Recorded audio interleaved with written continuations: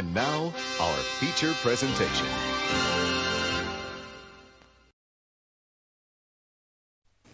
The following feature has been rated R by the Motion Picture Association of America. It is intended for mature audiences and parental discretion is advised.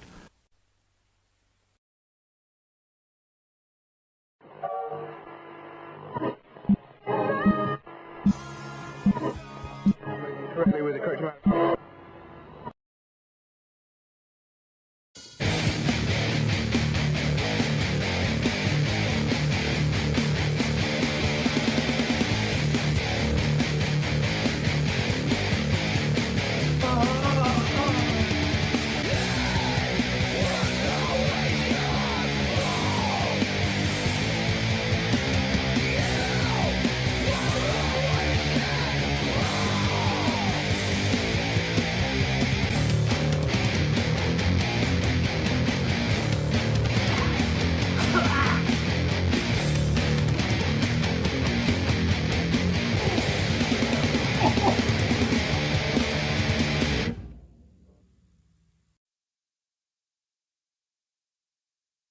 Fuck. Oh, hey there, Horrorholics. Tonight I'm joined by Steve, Larry, Craig, and Grog. And I'm hanging out with you fellas live with COVID. That's right, the Horror Mancave has COVID, so you don't want to come to the cave right now. But we are here tonight to talk about The Exorcist III, which was Larry's pick. Bastard beat me. Mine was Idle Hands. Craig's was I don't know, and Steven's was something else. But yeah, it's going to be a great show.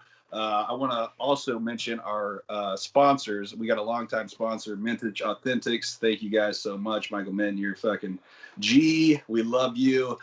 Tonight we have a new sponsor, which is Tony's Dark Nightmares. Tony Betancourt, we fucking love you, dude. And he has given away an awesome Pazuzu carded figure in honor of our Exorcist III review tonight. So that's going to be great. And then I've also got another giveaway from Mr. Chuck Connery, and that is a signed DVD copy of his movie Screwdriver, 11 and 1 Ways to Die. Woo! That's going to be great.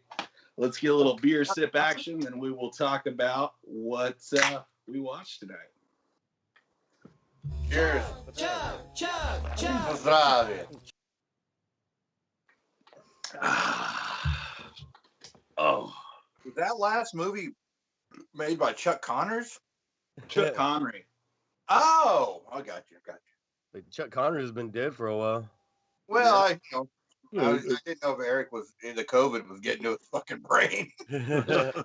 Likely so. Yeah. So first off, during this segment of what watch. What is up, everybody? But before I say anything, Eric picking Idle Hands? What the hell? That's like a letdown. Anyway, I didn't watch anything. I'm fucking back to teaching, and I've been a little bit busy. However, it hasn't stopped me from getting in some pretty cool things.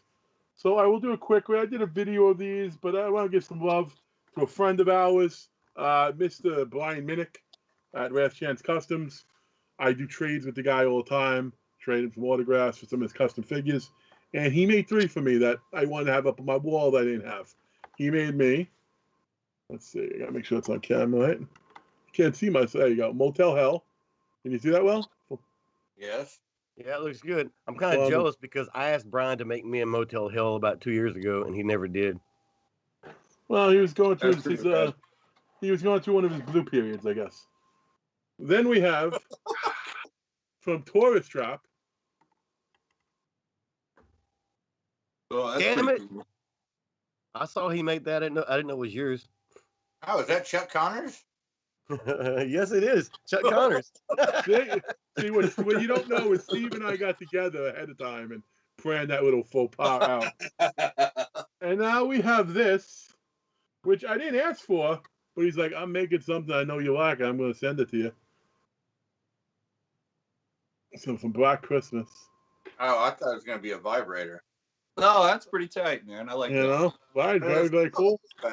And the last thing for me, as far as my stuff I got in, and this isn't something I got from a friend, but it is something I am glad to have. I got 2 autographs. I got Mr. Mick Taylor, John Jarrett, very cool. And one that I personally like even more, not just because of this movie, but I don't know. Watch my video, you see why I like it even more. But we got Muse Watson. Oh, I dig that one. That's pretty cool. Fisherman from I Know What You Did Last Summer. This guy never signed, and now he did. And I don't know if he's going to sign again, but beautiful. But like I said, I haven't seen anything. I will repeat this. What happened, Steven? I said that's my favorite movie. No, it's not. No, it's not.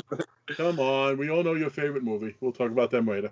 I do want to say, even though I haven't seen anything lately, I'm going to say again, this freaking month coming up, remember last episode, we're getting so many good movies, so maybe next time I'm on, I'll have a whole string of the shit I've seen for you. But that's it for me. You don't want to talk about I Know What You Did Last Pandemic? Nothing. You didn't That's want to pretty much nothing. You didn't want to talk about something that you got from the horror pop-up?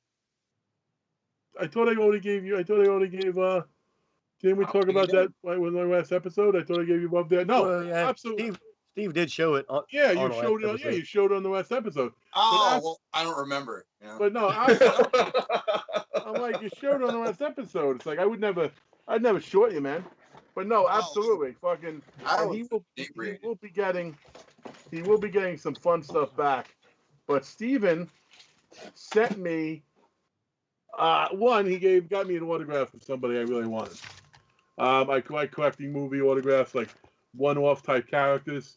So we have April Fool's Day. And he picked a very nice photo. It's signed to me. Very, very nice. And he also sent one of the rarest items in Horrorholics possession. And I'm surprised he sent me something so rare. He sent me a prototype. And I don't know if I'll show the whole prototype. So we'll come up slowly until I think it gets a little inappropriate. But here we go. This is what he sent me. Uh-oh. He sent me the prototype of the Saw outfit. There we go. That's this man. Beautiful. Beautiful. Again, thank you so much. Who's the artist? Who's the artist on that prototype? It is Steven. Oh, I thought Jordan did it for some reason. Jordan did Matt the Collector. I did that one. Oh, okay. Those are fantastic, dude. And by the way, Craig, on that, what was it, Deborah Foreman? Yeah. Man. Foreman, not Horman. I said Foreman, but I think so. But I was itching so bad to get her to sign to Quig, and fucking Steve would not do it, dude. Thank you, man. Thank you. I wasn't gonna do that to you, bud. Thank you. And either way, though, you've already lost value. I mean, if you write to Craig, you can't resell it unless you're selling it to Craig. I would not ask a friend of mine to pick me up something that he's given me that I'm going to resell. However, I gotta say this because the world collides on this. Back in the day, I used to collect sports autographs, and Steiner Sports, one of the biggest, most reputable companies, can fully trust it. Do you know what they had on their fucking auction site? And I won it, and I possess it to this day. A giant framed Mickey Mantle picture, like the type that he used to hang in his restaurant, signed to Craig, Mickey Mantle. That wasn't made for me, but luckily I stumbled across it being sold. Someone named Craig, I guess, didn't pay them, so they auctioned it off. And yes, I lied to every motherfucker who sees it and says, yes, he signed it right to me. But that's you would right on. Those are some cool pickups. I really dig that Black Christmas figure. That's pretty rad.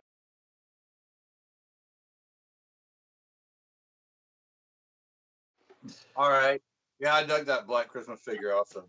And I love the way Craig's New Jersey accent really comes out when he says picture. All right.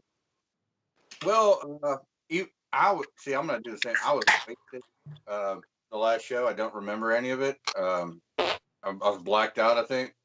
So I'm going to go ahead and I picked up the Bad Taste Bastard up back here from Tom Martino, our buddy at DWN Productions. Me and Eric both got one. I think we got the last one that they were going to make. At least that's what he said. That's badass. And then I picked up, it's not an amazing movie, but it's badass because it's the first thing, kind of not the first thing, but one of the next things that Marilyn Burns and Edwin Neal did after Chainsaw Massacre, and that's Future Kill. It's a VHS. I got it I bought it from our own table. I bought it from Eric. Thank you, Eric. But always dug this cover. This is one of those movies that's classic for the cover. It kicks ass, but the movie sucks. Yeah. But it's still badass to have. But it's got everybody from TCM in it. Yeah. I mean, it's cool. So that's awesome. Marilyn did do Eaten Alive right before that, but then she did that. But that was like I think it was Edwin Neal's first thing he'd done since then. And then I did pick up. I have not watched it yet. Don't bust my balls, Larry. I just haven't gotten around to it. I said I was going to watch it, but I got Black Cadillac on DVD from Larry with Randy Quaid. He told me I'd like it, and usually when Larry tells me that, it takes me about 6 to 8 months later to watch it. But I will. But he knows I'll watch it eventually. So thank you, Larry. Piece of Fuck shit. You know I'll watch it. You know what's funny? I could have sworn the other day. I don't know, not the other day, but like a week and a half ago, I asked you what you were doing, or you said in the group, and you're like, "Oh, I'm checking out Black Cadillac."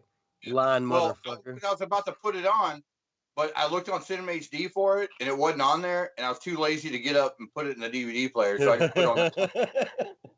That's the truth. Larry, I gave him Poor Pretty Eddie.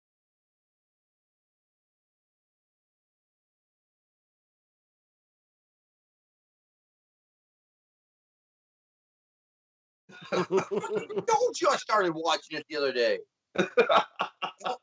Don't make me. I love it when he gets high pitched, dude. Don't make me get high pitched.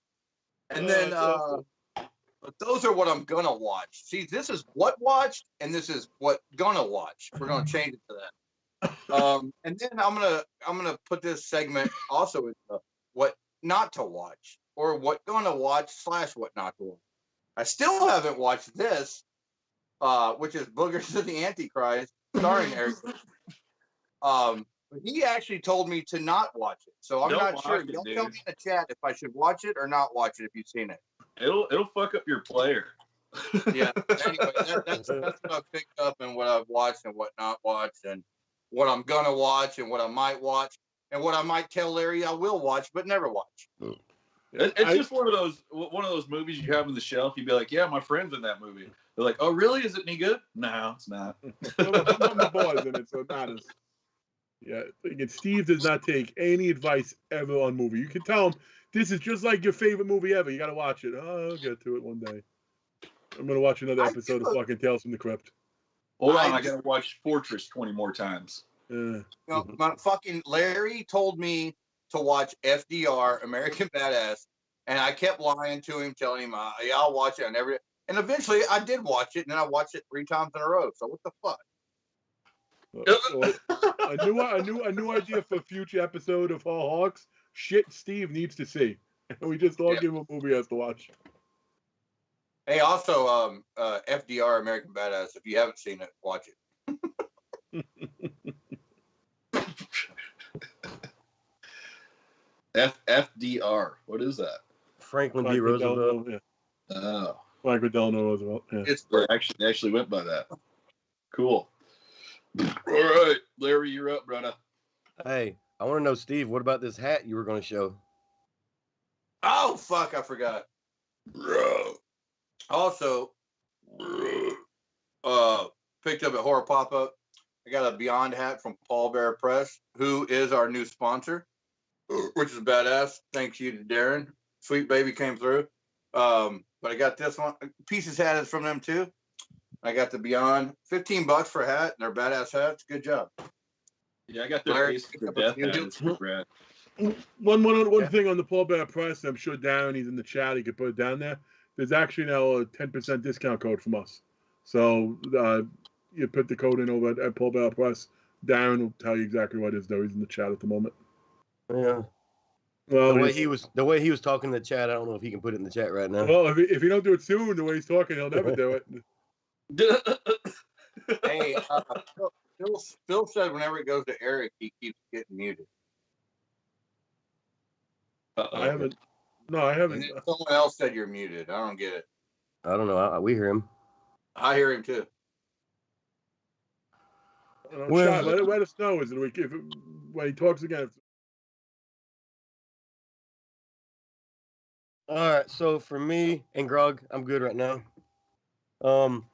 So right now, talking about Paul Bearer Press, I picked up 2 hats while we were at the con. I got me a Night of the Living Dead and the Stuff. Oh, you want to see it? I dig that Stuff one. Yeah, the Stuff is a patch. This Night of the Living Dead is not the greatest. It's just some iron-on fucking bullshit. But I mean, they're pretty cheap for hats. $15. What else? Also at the con, I happened to pick up this Cellar Dweller VHS tape from our own table, from Eric. What's wrong, Steve? And Steve said that he wanted this tape. He asked Eric how much. Eric told him what the price would be for him, but he still didn't buy it. A little bit went by. Steve asked again, but he still didn't buy it. So then I bought it. And before I even bought it, I even asked Steve, are you going to buy it? If not, I'm going to buy it. He's like, no, go ahead, buy it. And then I bought it, and Steve's like, I was going to buy that.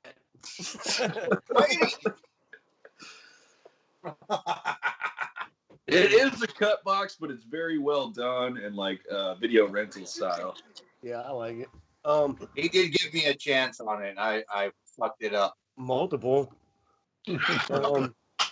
I did get 3 masks at the con from DWN, from Tom Martino over at DWN Productions, but I'll just show the tall man. Oh yeah. I actually wanted this mask. On the website there was a weird colored one, which I wasn't really a fan of. But this one in person looked really good. Just regular flesh tone. And then he told me it was his last one he had because the mold was fucked. I was like, oh fuck, now I gotta get it. So picked that up. What else? A couple movies I watched here late in the last couple days actually. Yesterday, for the first time, I watched a movie that Steven told me to watch. I don't know if he told me to, but he fucking always talks about how he loves it, and that's Henry, Portrait of a Serial Killer. Finally watched it, Michael Rooker. I thought it was going to be actually about Henry Lee Lucas and Otis Toole. Come to find out, it's just a movie where they just use their names and literally has nothing to do with real life, except for, they killed some people together. That part. Huh? Well, that part's true to it. Yeah, I know. Besides their names, and they killed some people. That's. I thought it was an actual movie about them, their life, but I didn't know it was just like, hey, I'm gonna make a movie about fucking somebody working at fucking McDonald's as a head manager and meeting a girl and fucking marrying her or something and online and calling it like fucking the Hulk and She-Hulk or some shit when it has nothing to do with the fucking story. Anyways, it was a good movie though. I do like the movie. I just wish they would have just made it a movie by itself and not been like, hey, Henry Lee Lucas and fucking Otis Toole, because they had nothing. Well, they did call it Henry. Yeah, Portrait of a Serial Killer, and his name was Henry Lee Lucas. It's loosely based. Oh, shut up. Yeah. Anyways,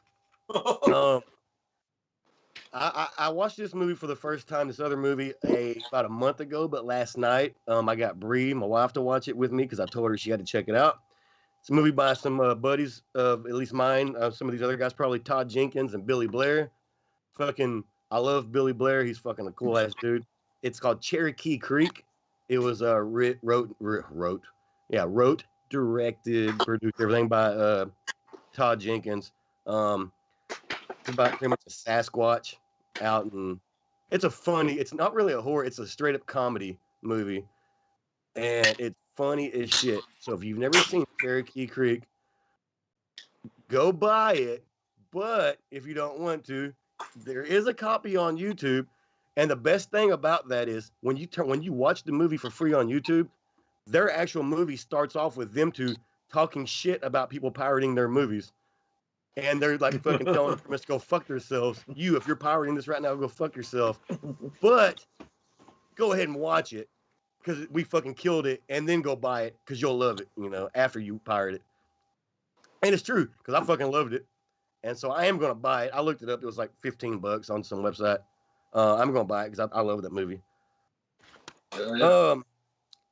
Two last ones. I got one short one we did. My buddy Billy Pond, Bloody Bill over Circus of the Dead. He was actually in a short movie by Joseph Daniel Rodriguez called Ghost of the Deadlands. It's a little short, 6 minutes long. Can't really review the movie because it's a 6-minute movie. There's nothing to review. I mean, you can't say how it was. But Billy Pond fucking actually did fucking amazing in his acting job. What did he do? What did he say? What did he say? I don't remember. It was a 6-minute movie with like 4 people talking. But his was literally come around here. 70% of the movie was him talking. He's good in it. He's like, I liked it, man. Yeah, his part was really good. He played his part real good. You can tell that if he wanted to, he could like try to do some more acting. Yeah, for sure. Anyways, go check that out if you want to. Ghost of the Deadlands. And last, I watched this movie last night or yesterday, Lamageddon. So Lamageddon 2015 Sav shot on video.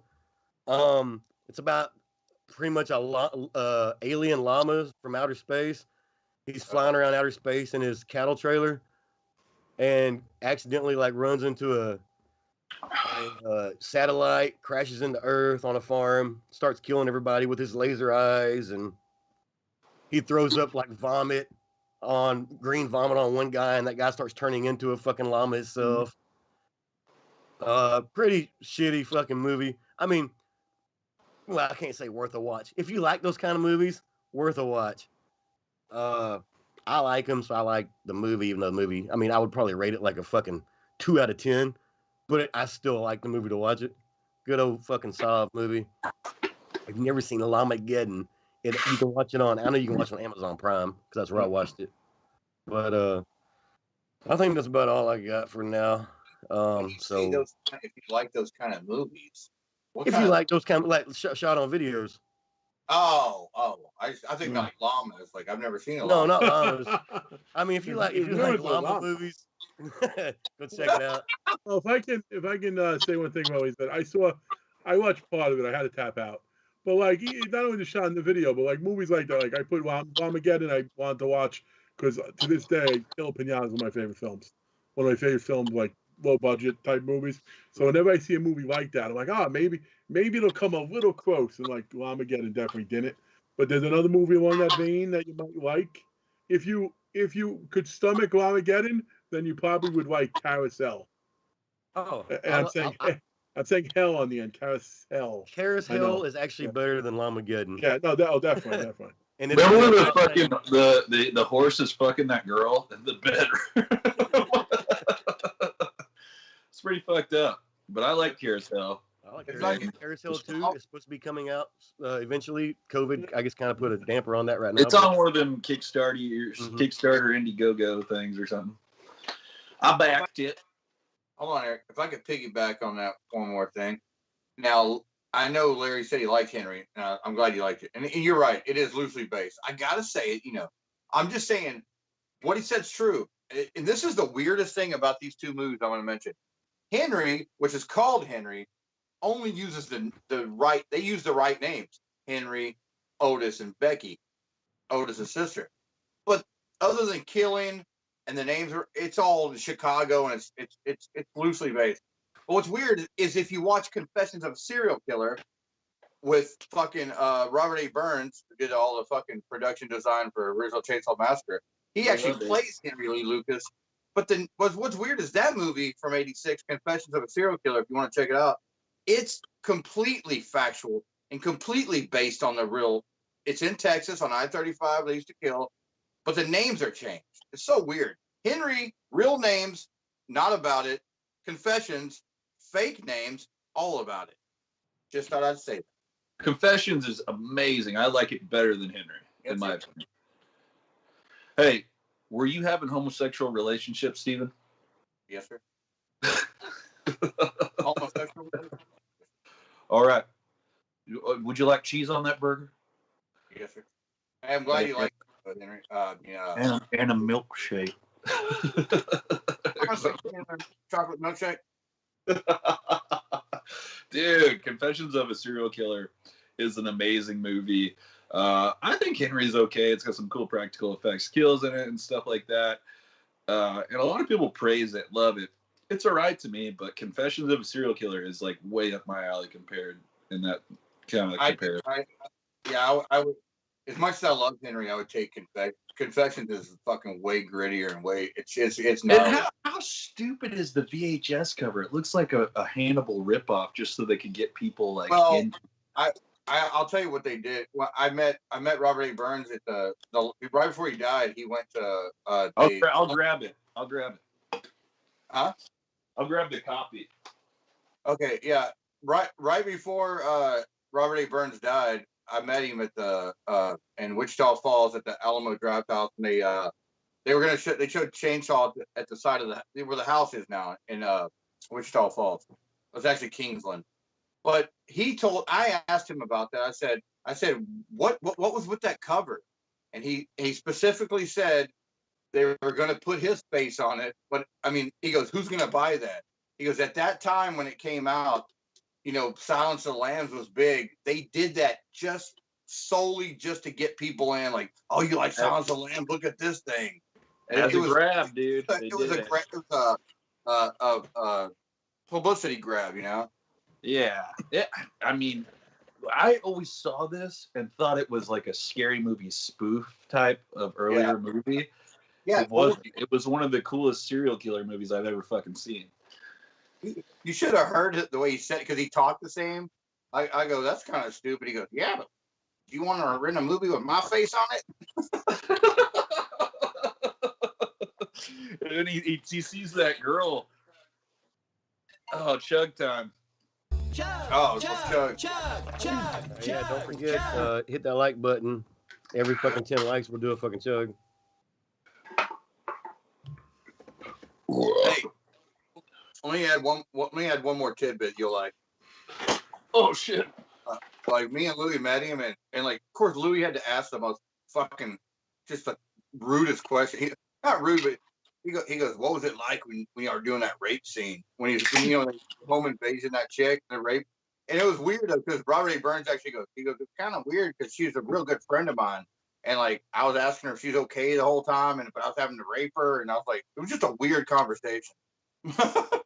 They did something weird. What do? They like he like, how did they like killed her or stabbed her and then did something to make her shake on his dick or something? Moon slits her throat while Daniel's raping her from the back, you know. While he's getting off, so she shakes or whatever. Yeah, that's fucking weird. That's when Moon delivers the best line. Hell, boy, how you liking that ride? Man, that's pretty wicked. If you hadn't seen Confessions of a Serial Killer, granted, Henry's okay. It's all right. A lot of people suck its dick. Not my cup of tea. Confessions of a Serial Killer is amazing. And now I'm going to dive into my what watch and what I've been up to. Of course, I've got fucking COVID. So I've been having brain farts. Sorry, Paul Bearer Press, that I forgot to mention you with the other sponsors at the beginning of the show. Well, let's dive right into the movies. First up, I've got Scary Movie, and that's not the funny spoof one. This is re-released by AGFA. And man, this movie is... I had a lot of fun with it. I see some reviews of people saying that they really didn't like it. I'm trying to see the year. I forget. 1991. Director Daniel Erickson. 82 minutes. And oh my God, this is a lot of fun. So the movie starts off, you've got a killer that escapes from a sane asylum and they're transporting him. Oh, guess what? That fucking car swerves and misses a fucking cow and then the killer's loose. So everybody's freaking out and it's Halloween time and they're going into this fucking haunted house and apparently they think people are really dying in there and they're freaking out. And then this main dude here, I forget his fucking name. I think it's Warren.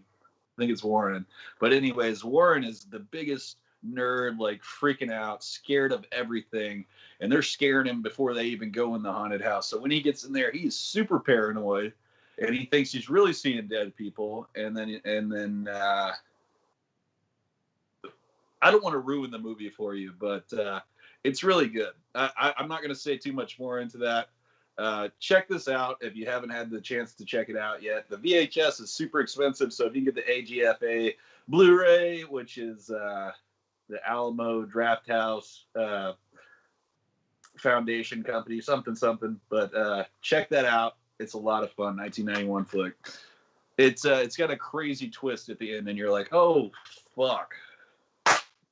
Next up, we've got Unearthed Films Famine, and I'm always up for a weird slasher in a crazy costume. And this one, you have a high school fucking mascot going around killing people in some of the most bizarre ways, and they're all locked in a school.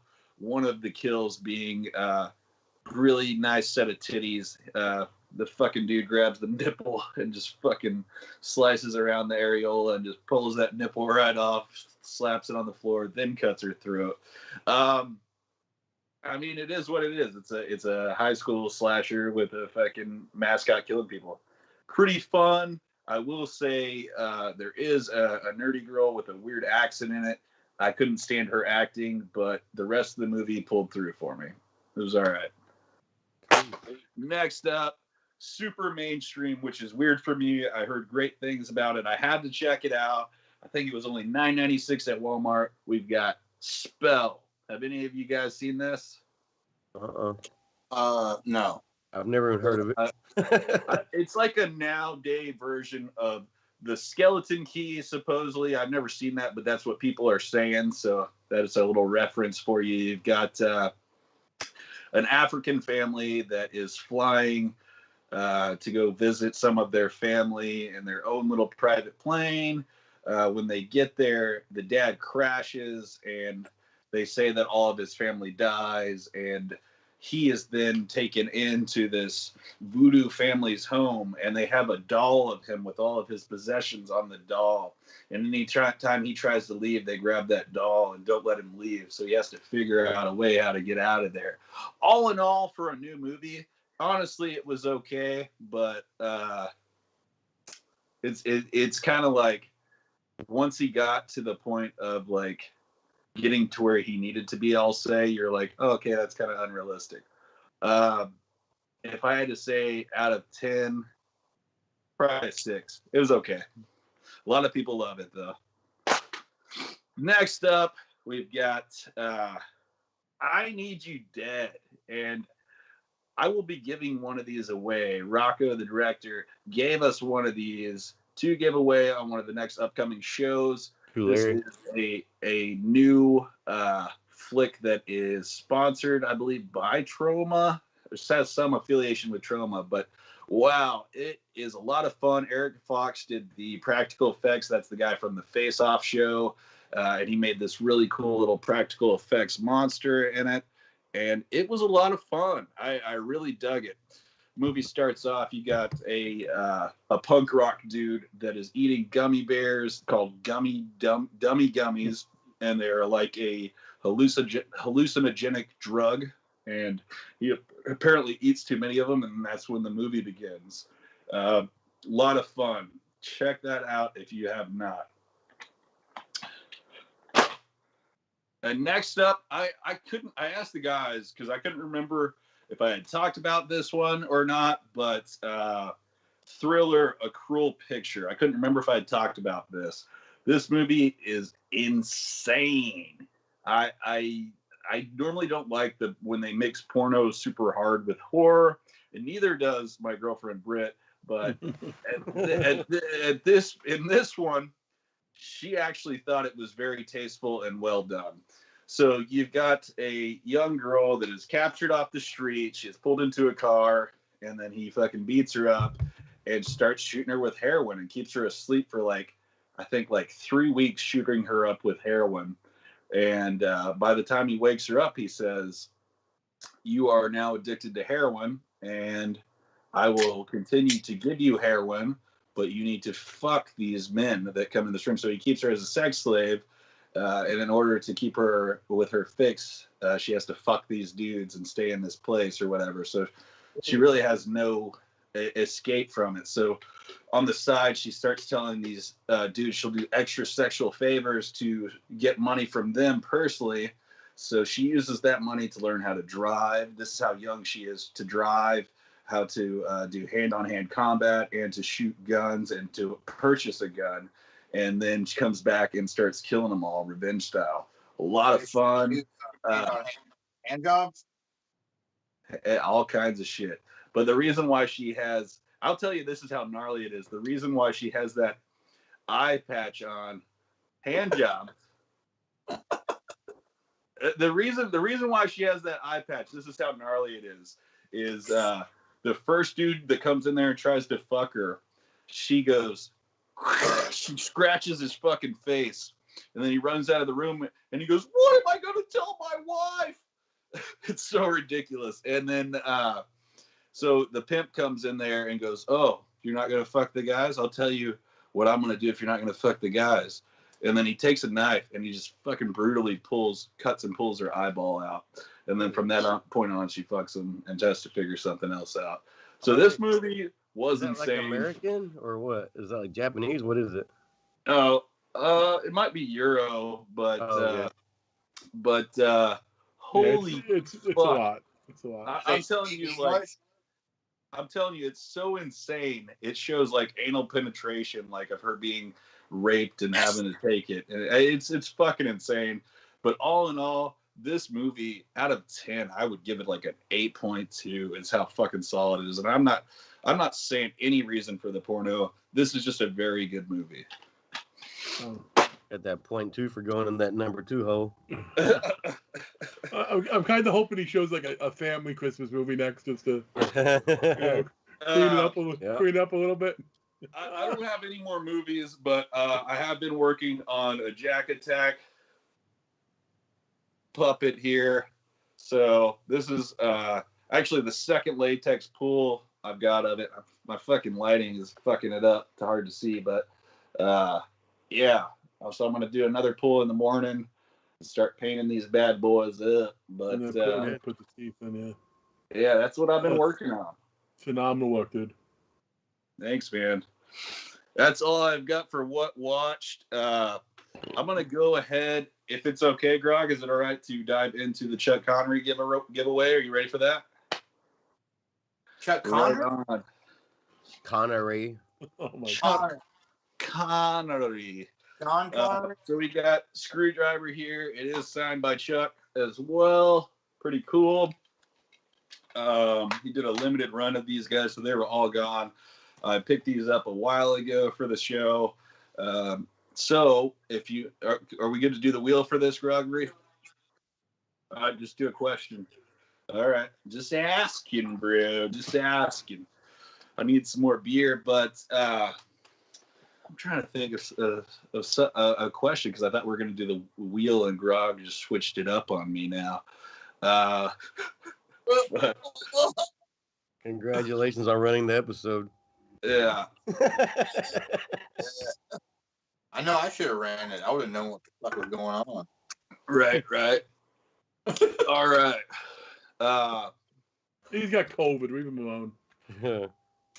I got COVID. That guy's got COVID. He won't be able to. How many days ago did Eric contract COVID? Well, how about this? How did Eric contract COVID? How about that? How did Eric contract COVID? Who did he contract it from? Yeah. How about this? I was there. What beer am I on since the episode has started? Or how many lives is he down to after his fall and COVID? Oh God, not many. I'll look because you guys don't know yourselves either. I'm not sure what we're even talking about.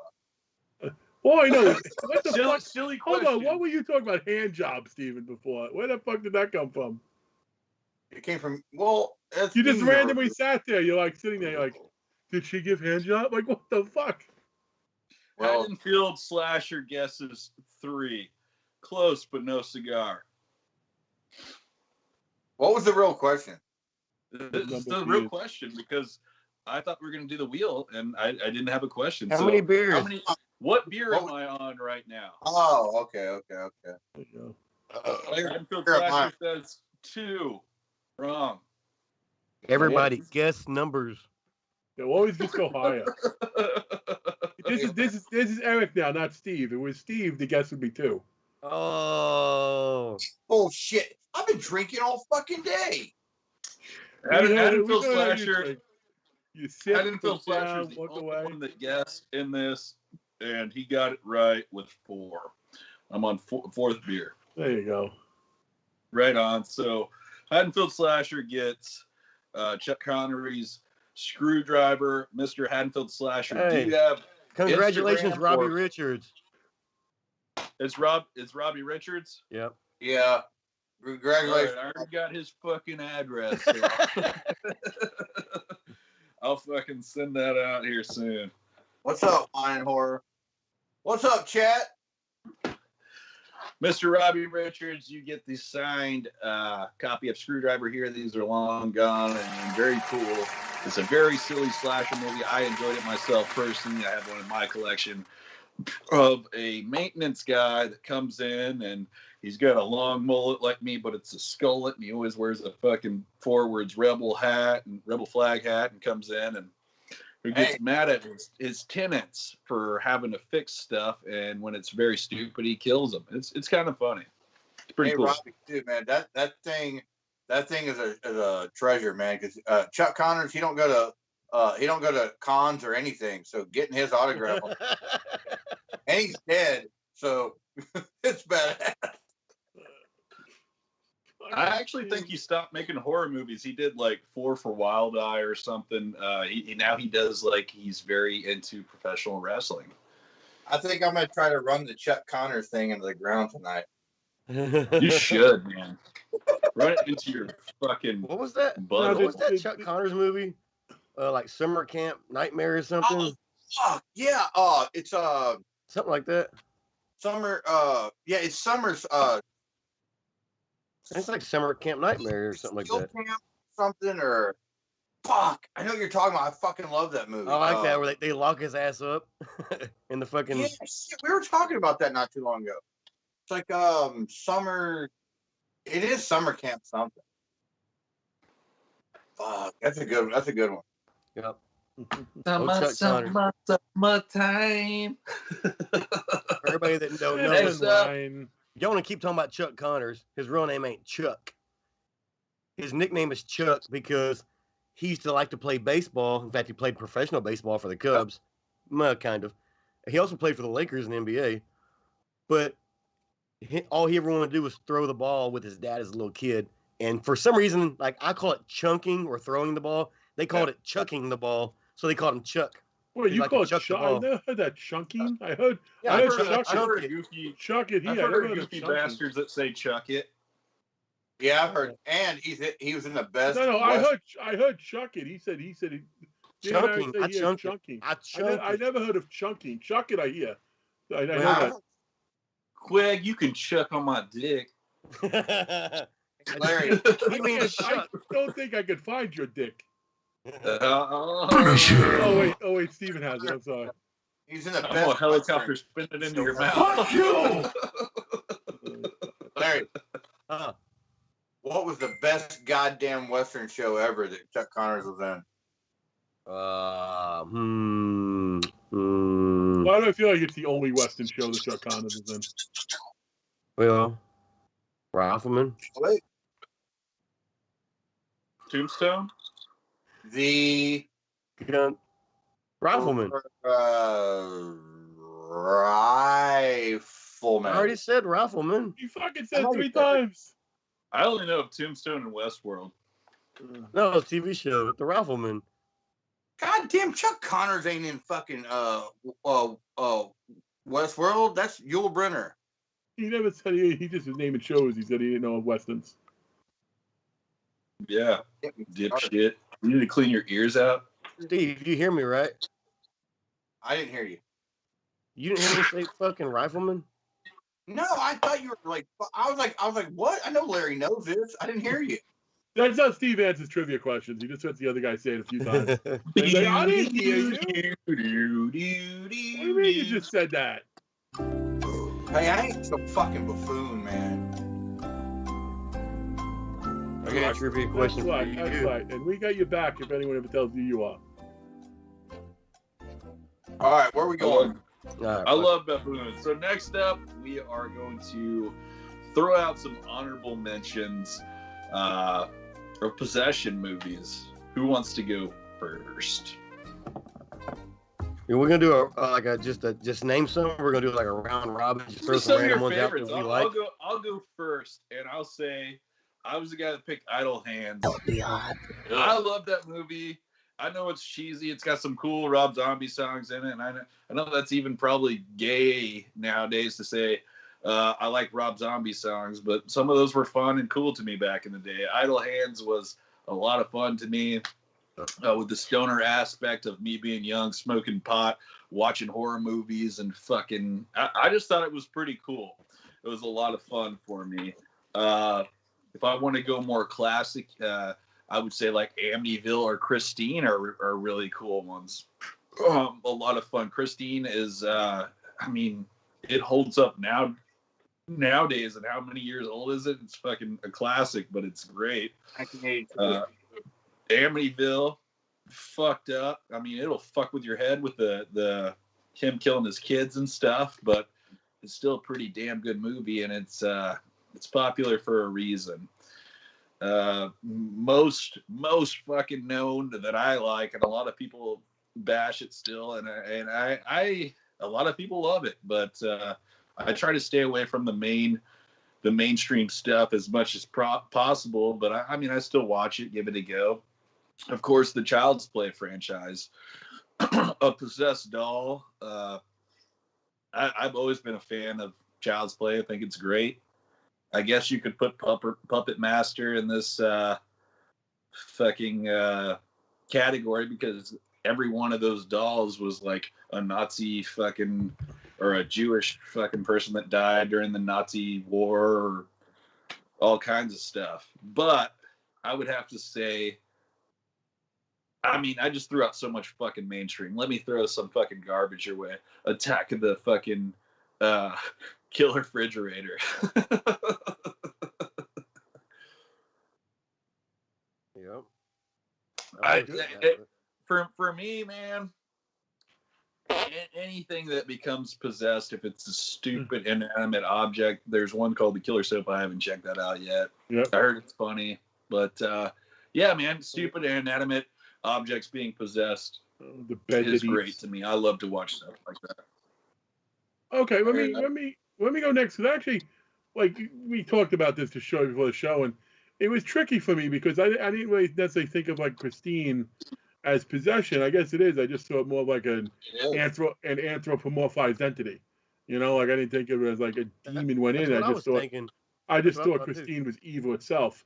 So going off of that, my picks are mainstream-ish to horror fans because they're fucking awesome.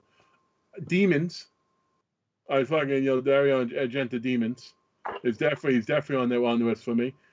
Any of the Evil Dead movies is there for me. Like that all about possession, the people being taken over. One movie I'm going to say, and this is the one I had on the list that Eric did not remember. And it was just a fun-ass movie because of the premise. And you got to be careful because there's two of them, that same title, that came out in 2014. So make sure you watch the right one. But it's called Enid Demons. And the premise of it is there was a girl who became addicted. She was a grade top student. And then all of a sudden everything started falling off and she became addicted to heroin. And it turns out she was only doing heroin because it was the only way to keep the demon under control. And then they send her to rehab and she doesn't get the drug and the demon starts coming out.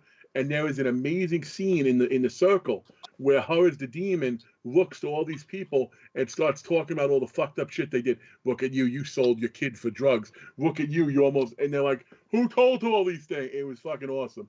And along those same lines, there was another movie, and I can't. Hopefully, the chat can help me out with this.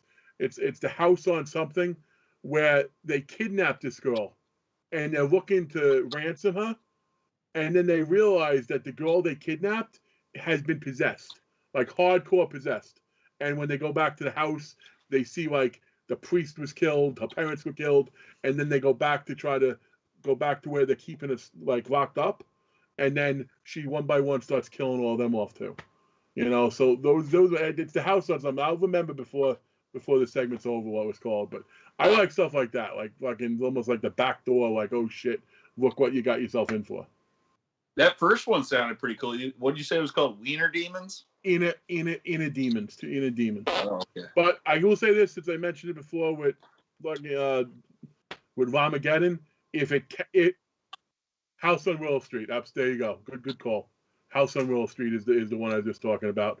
But the last one, if we're gonna count it, and it's not anthropomorphic, I love the hell. Like, it's an awesome movie. It's not just an awesome cheap movie. Out of Killer Pinata. Yeah. But there you go. Hey, Killer Pinata? Loved fucking Killer Pinata. Dude, awesome. That one was a lot of fun, honestly. I dug it. Awesome. What? So what did you say? You say Wiener Demon? Inner, I-N-N-E-R. Oh, Wiener Demon would be badass fucking movie.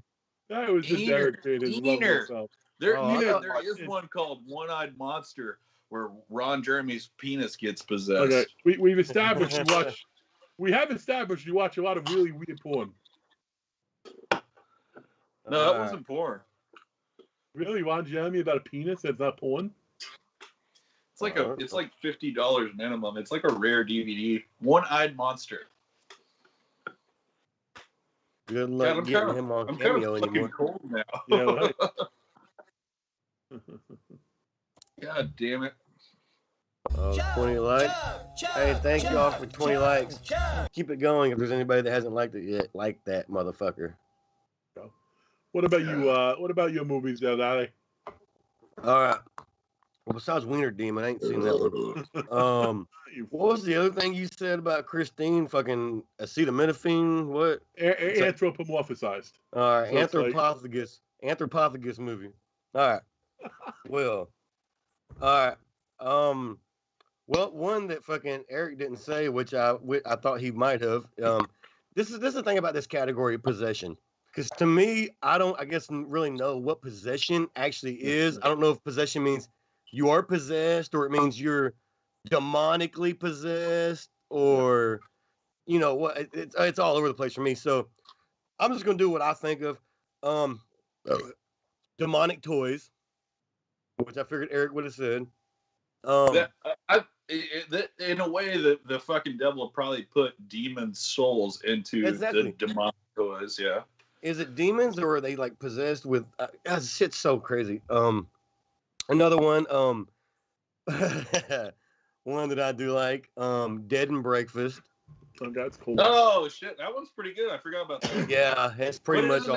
Isn't that zombies? I don't see, and that's another one that I'm thinking of too, because it's not actual zombies, but another one of my favorite movies ever, and this is probably going to be like the 4th time I've mentioned it on one of our episodes, Dead and Buried.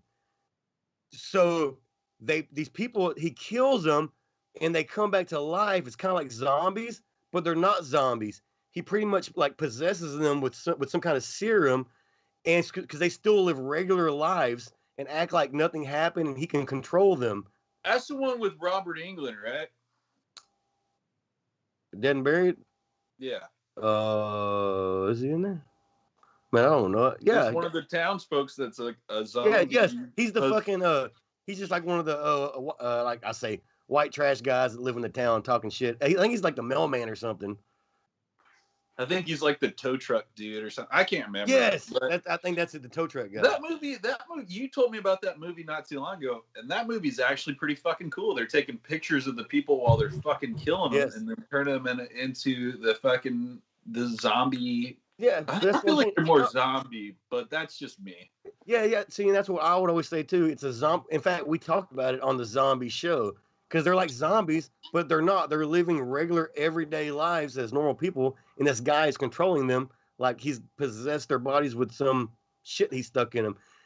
That's why I don't know. Shit can go I had everywhere. that movie. I'll tell you what, Larry. I had that movie for maybe good fucking 10 years or something, and I kept putting off watching it. And then you told me how much you liked it, and I watched it, and it's pretty fucking cool, dude. It's got like a double twist because at the end you're like, whoa, he didn't even know. Yeah. Yeah, the ending was one of them movies that totally the movie goes one way and then it's something completely different at the fucking end that you never saw coming. But another one, I think Craig said Demons, great movie. One of my I got two more. If you ain't seen it, it's just like any other movie, like fucking Child's Play or something. In fact, it reminds me of Child's Play. Ooga Booga. The guy's dying pretty much, and fucking he ends up possessing a doll. And Ooga Booga, not a great movie, but it's fucking cool to watch. Little shitty full moon movie. And I do got the figure. It's got the dick and all on it. You got the fucking good one, dude. They did that one a lot better than the other replicas that they did. Well, that's good. I'm glad you said that. Another one, my last one, it's not really a possession movie, but it's more of like a witch movie. It's a low budget movie called Strange Brew, where, you know, they run over this fucking, like, these witches, this cat. But she puts a spell on them, but in my opinion, she also possesses their fucking beer, where when everybody drinks their fucking beer, they go fucking crazy, they die, they fucking turn into zombie, like, possessed monsters. So it's all over the place. I heard that was pretty fantastic. Paul was talking about that when he said Cool Duder was in it or some shit. Yes. That Cool Duder when he was big, too. So big boy. To what Larry just said, that's one of the reasons why Larry and myself a lot of times get Horror Pack. Yeah. That was a Horror Pack movie. Like, you get some weird Kill Pinatas Horror Pack movie. Every now and then you get that movie that's just fucking worth it. Hell yeah. Killer Pinata was epic, dude. I need to check out that Strange Brew because I heard good things. Yeah. No, Kill Pinata's top. It doesn't get better. As far as it had a $3,000 micro budget film, and it did everything it did. And Steven, I'm gonna tell you right now, you're not a buffoon. I love you, motherfucker. Don't be so mad. Oh, not mad. He was just sleeping. That's all. No, he wasn't sleeping. He got grumpy because he thought I was thinking he was a buffoon. I love you, Steven. No, he was sleeping for good like 3 minutes. What are you talking about? I don't remember anybody fucking with me. He was thinking. He was thinking. I know the eyes were closed for like 3 minutes. I was thinking about different shit because I didn't prepare for the show. I saw him turning around and looking at stuff and looking around. He was thinking. He was doing it. To me, it looked like he was doing an angry caveman face. So I was like, Larry's right. I was like, I didn't prepare like usual, so I'm like all thinking while y'all are talking. Like, hey, in the chat right now, we have a 10% off code for the Horrorholic or for Tony's Dark Nightmares on Big Cartel. You want 10% off? Go get you a Graboid from Trimmers from Tony. The Pazuzu should be up soon. I don't know if they're up yet. 10% off. Code's in the chat. Yep. Or go get you a Pazuzu, which we're going to be giving away. Let me ask you a question. We're almost an hour in.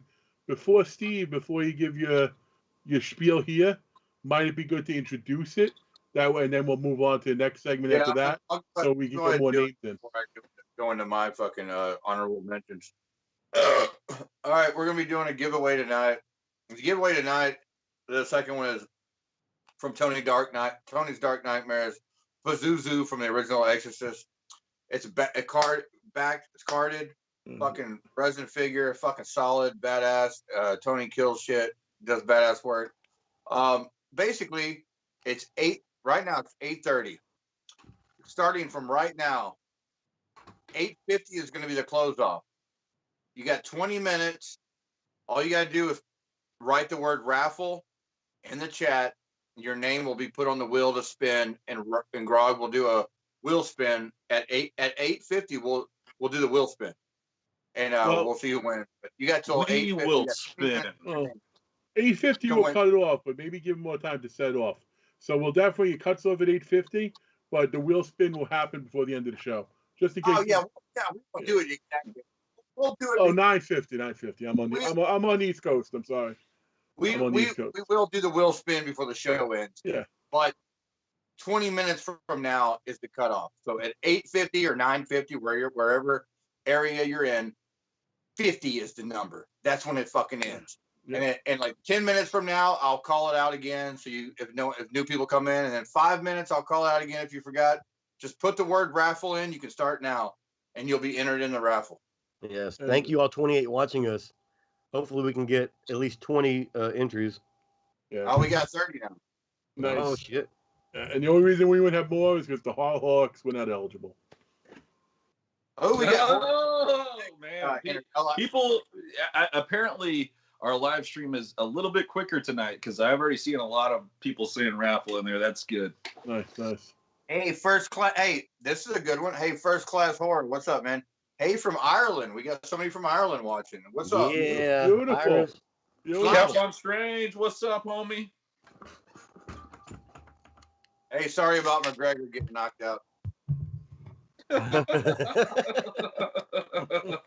was rooting for him, but shit, what are you gonna do? I'm seeing a bunch in here, dude. We got Haddonfield Slasher, Michael Velope, Dougie Fresh, 6694, Dougie Botteen. You got him already groggy. A bunch of people, dude. So there's a lot of down.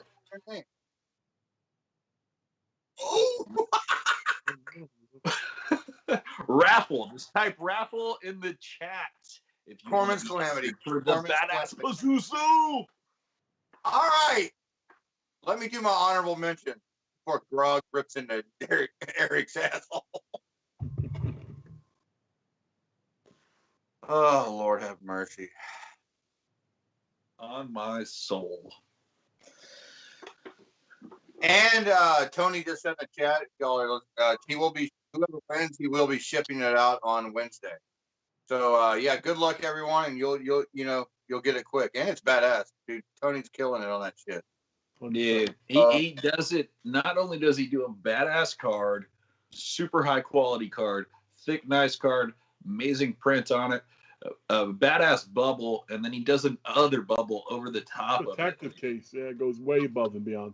It's just you want to get stuff like this because once it's gone, and he does the highest quality shit for the price. Yeah. So get it.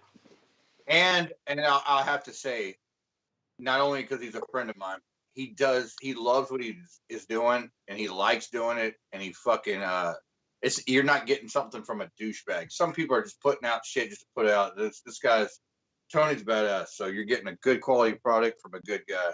That's a good point. He's not just doing it to make money. He's doing it because he wants it himself, So like, it's a cool item. Get you one.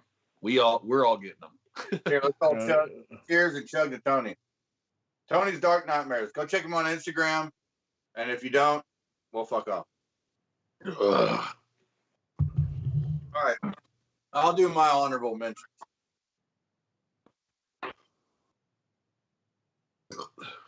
Oh, and Tony says he's only making 20. So, other than the one that whoever wins, there's 19 left, I guess. All right, I'll do my honorable mention. Possession movie. I'm gonna go with one that Eric said that. Yeah, I had already thought about it too. That Christine is the ultimate possession movie. It's so good. I love it. It's one of John Carpenter's best movies in my opinion. But I'll also mention something, and it's got the possession in the title that people don't talk about. Amityville 2: The Possession is fucking one of my favorites. It's actually creepy as fuck with Burt Young from Rocky fame, Paulie. That's one of the best Amityville movies in my opinion. That's the one you dig? I like 3D too, part 3, and I like the first one, but Amityville 2: The Possession is fucking so good. I just dig it, man. See, I'm a little bit younger than you. I think the one that hit me most nostalgically and I had the most fun with when I was younger was It's About Time. Yeah, I don't like that. Well, I don't even know if I've seen that. It's the possessed clock. They put it up on the fireplace mantle, and it drills itself into the house, and then the house becomes the house. I don't believe I've seen that. Which one is that? What part is that? I think it's 5 or maybe 6. I think it's 5 though. Yeah, I checked out by that time. It's pretty good in comparison to the ones corresponding to it. I could go back and watch it. Never too late. But as my last, I only got one more as my last honorable mention, and I should have. I chose the entity in the poll, but as Grog stated, which I was getting a little ahead of myself, got excited. Entity is more of a paranormal ghost movie. It's not a possession, even though she does get raped by a fucking ghost. But I guess that's ghost rape. That's rape. Rape. You realize if people were drinking to rape a Tonight Show, they might be kind of drunk by now. Yeah. But I will say one that I should have picked, that if you've never seen it, it's an early Anthony Hopkins movie. It's called Audrey Rose. That is a fucking possession. It's a fucking scary. It's creepy. And it's possession, but not in the way of like The Exorcist, like where it's like the devil again. It's like this girl is possessed by another, like Anthony Hopkins' daughter who died years ago. Is like he believes this. He sees this girl walking on the street, and he believes that his daughter is inside this other girl. Okay. And it's creepy though. There's some possession. It's possessed. It's a possession. Is it black and white? Is it that old? Or no? Is it a black and white film? Is it that old? No, it's like late 70s. Okay. But it's called Audrey Rose, and it's got Anthony Hopkins and the main actress. I can't remember what her name is, but you'd know her if you saw her. I want to check that out. That sounds good. She's in Heartbreak Bridge with Clint Eastwood. Can't remember what her fucking name is, but it's Audrey Rose is a great movie. Nice. I was curious if I had it because I know I remember that title. I don't have it, but I need to watch that because I've heard things about it. Yeah. Shut up, Jordan. That's what I said. Possession, not ghost rape. Before we move away from this segment, there's something I didn't mention that I have to because I think it was a really well done film, and I guess I'd almost want your take on it because I'm sure most of you have seen it. What do you think of Taking of Deborah Logan? Never heard of it. Never seen it. The Taking of Deborah Logan was okay. I mean, it was the whole Alzheimer's angle, stuff like that. I liked it because it was different. You know, I liked it because it was different. I would say, I don't know why I didn't say this earlier, but one of the newer movies that I really enjoyed was The Last Exorcism. I thought it was very well done, effective, creepy, and fucked up. Very awesome. Is that the one with Jennifer Carpenter in it, or no? It's the one with the dude from Insidious, and he goes as a priest, a fake priest, to fucking get rid of the demons in this girl's body. And as he goes, like he's showing like shot on video, but what's it called? The other one, found footage of himself like with a cross with fake smoke coming out of it and stuff to pretend like he's doing it right and stuff like that. And then he gets there and he does it, and the demon ends up fucking killing him. It's pretty awesome. I think it's pretty cool. Very, very nice. I think I've seen it. I'm not 100% sure. There's even a second one, but the first one is good. Also, on the first Danzig album, one of my favorite songs is Possession. It's a great song. Well, my last name is McLaughlin, and my sister from another mister, I guess, Sarah, has a song called Possession as well. Oh my God, Sarah McLaughlin. What's her last name? Hey, you put her, if you put her music with an animal commercial, there's no way you're not crying. That commercial makes me want to blow my brain. I can't look at it. Dude, when it used to come on, I was like, change it quick. Yeah, fucking hey, that's the worst fucking. Her song was like, look at what someone did to this dog. Don't you want to help? You're like fucking instantaneous. Hey, I don't give two fucking shits who likes what. We're chugging a beer right now. Come on, let's chug it. I'm gonna keep drinking my drink, but not chugging. Here's the possession Swimming of women. with bow-legged women.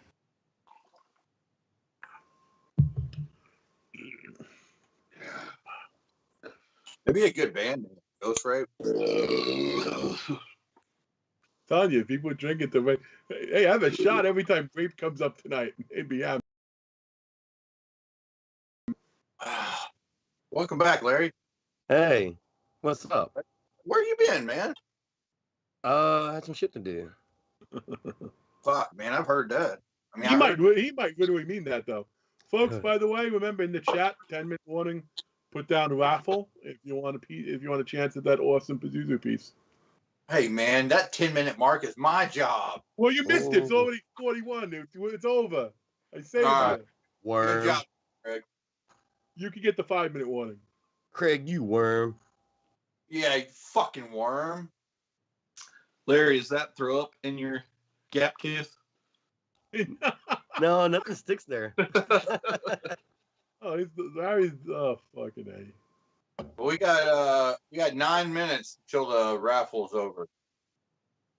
So, do you know what's next? Yep. It's time for Steven. So, one of the Horrorholics, I can't remember who it was. I think it might have been Jordan.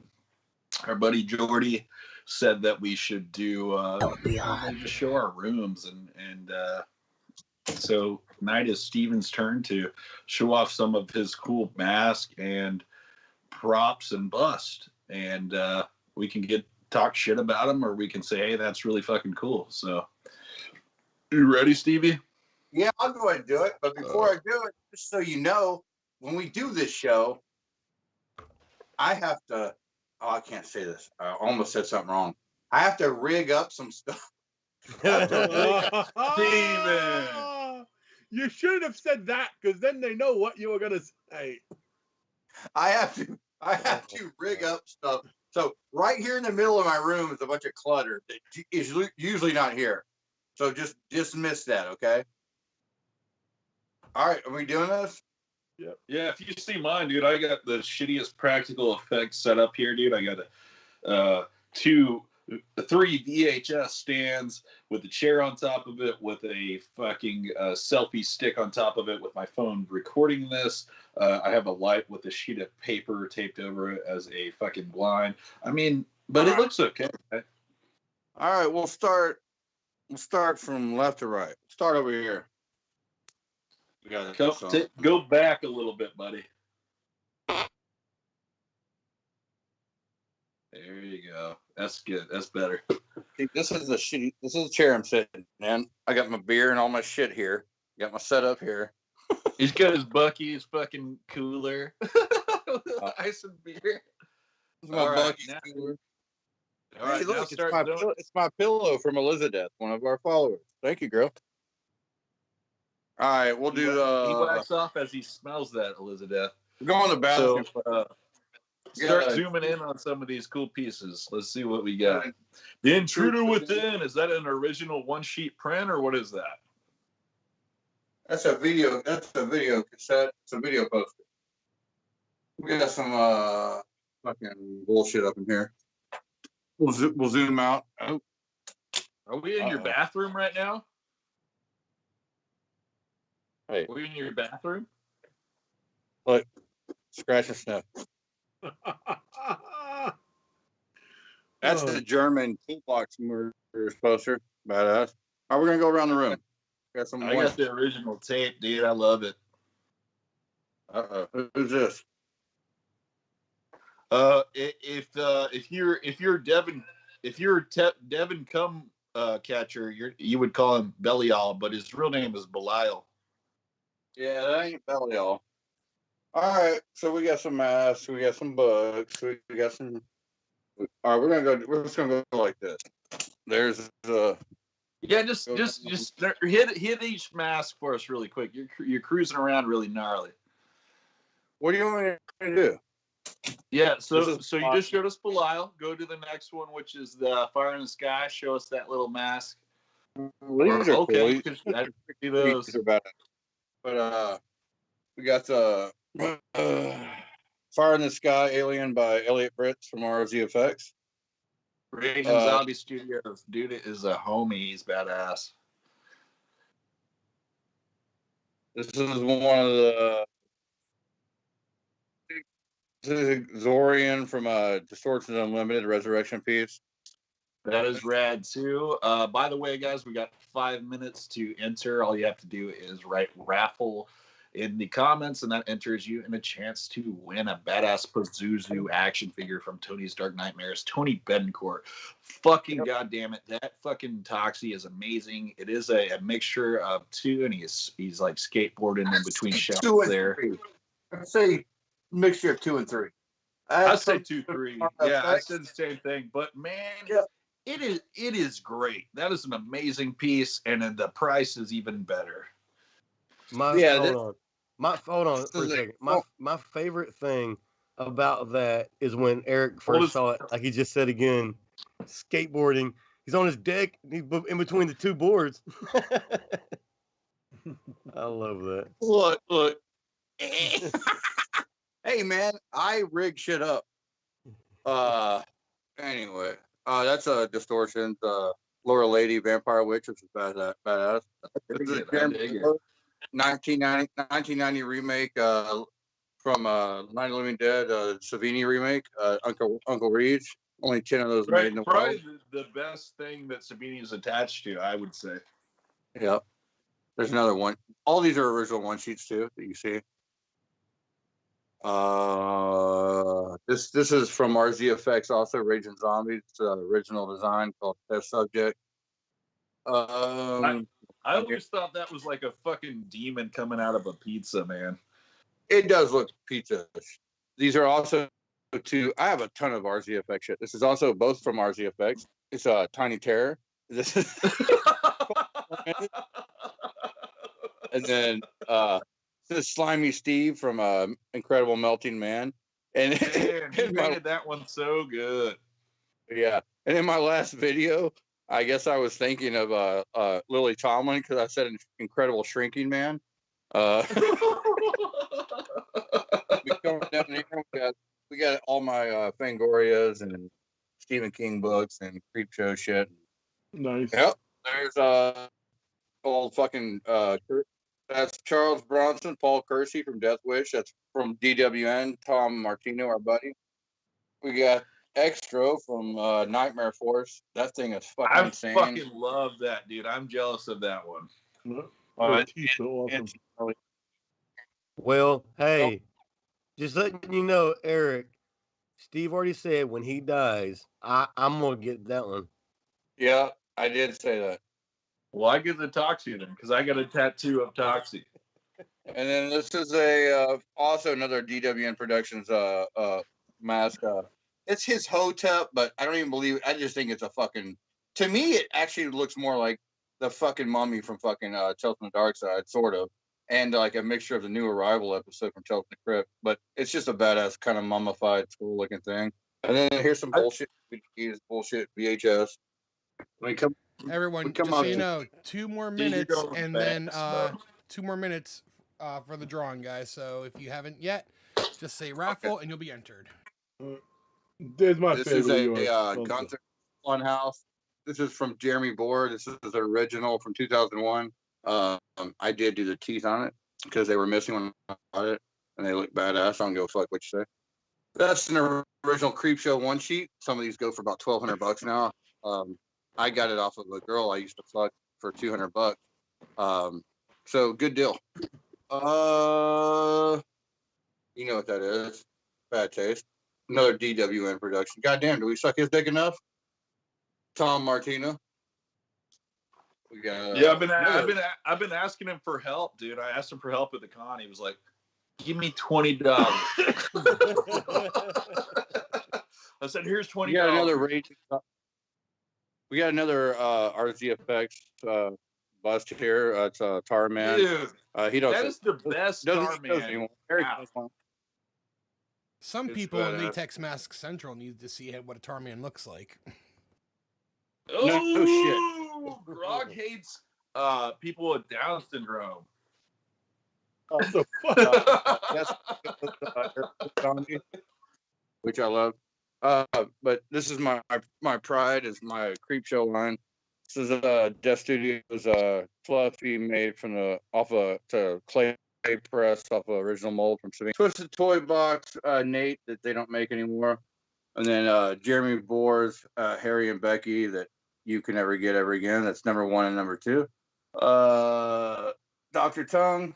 And then I guess some more one-sheets. Stepfather 2, which is, I love Stepfather. I got both Stepfather 1 and 2 one-sheets, but I love that one. But goddamn, part 2 is just, that's something crazy looking at. It's just, what do I say, Larry? Aesthetically, it looks better. Aesthetically, that's a fun one, man. And I was telling you, there's that fucking register stand-up one that's like fucking a foot tall or whatever, where the knife's shiny. Man, it's cool. So this is my chainsaw. This is actually not an original one sheet, but I did buy that in 6th grade, and it's signed to me and my friend. And everyone says I'm gay for that, but we were living together at the same time. We weren't fucking. One house one sheet. There's my shitty cord. Now this is the best shit. 60 by 40 original Incredible Melting Man. I will get those framed eventually, but goddamn, it's like $250 to get one of those framed.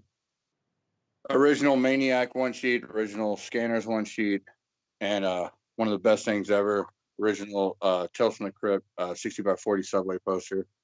Down there, that's cool, but that is a repro. From Creepshow 8 by 10 stills. These are lobby cards. Henry, that's an original video store poster, which is badass. And more mask, control mask. We're gonna do this. There's a room. All right, creepy vids. Yep. All right, guys. Is the time up, Grog, or do we still got a minute or so? Time is up on the raffle, guys. So we are about to fucking unveil that. Steven, how come you didn't show your favorite piece, your Xenomorph circle thing? Oh, because I don't give a fuck about that. Hey, Steve, something. If I didn't show it, it's because I didn't give a shit to show it, you know? And I'm just weird about showing my shit. I don't know how to do it, you know? We now have the wheel up, and we are about to see who wins the Pazuzu from Tony's Dark Nightmares, Tony Betancourt, badass fucking action figure. How many names did? Okay, so we have it was actually quite a good turn. We got 1, 2, 3, 4, 5, 6, 7, 8, 9, 10, 11, 12, 13 entries. So without further ado, let's spin and see who wins. Oh, I can't get my goddamn shit to go back. We got Far From Normal Laura. She is the winner of the Pazuzu action figure. Congratulations. Oh, Whoa! Congrats, Far From Normal Laura. What's up?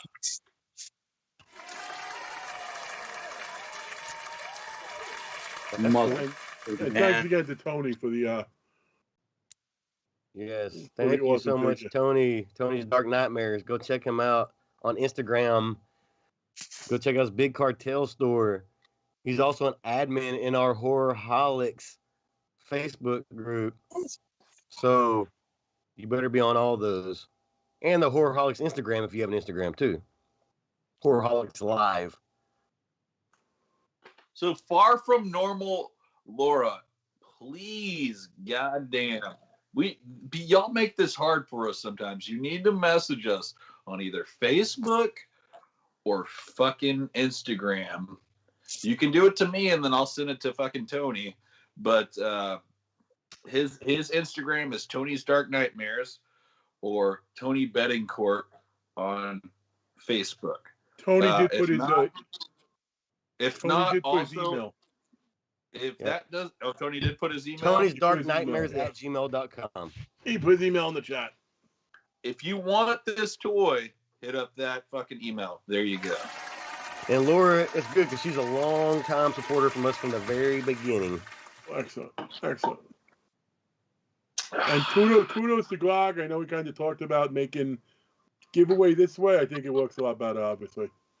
Yeah, a lot more That people, is a badass giveaway. Thank you so much, Tony. That is amazing, honestly.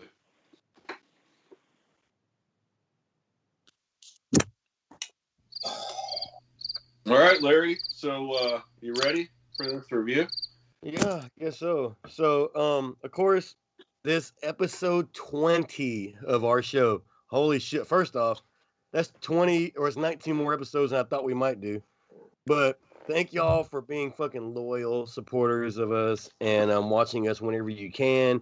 For y'all though that don't watch us live and still watch us afterwards, thank you. Because there's, in all fairness, normally we get around 20 to 35 live views, but holy shit, we always end up with around 200 to 300 total views, which means a lot of people watch after the show.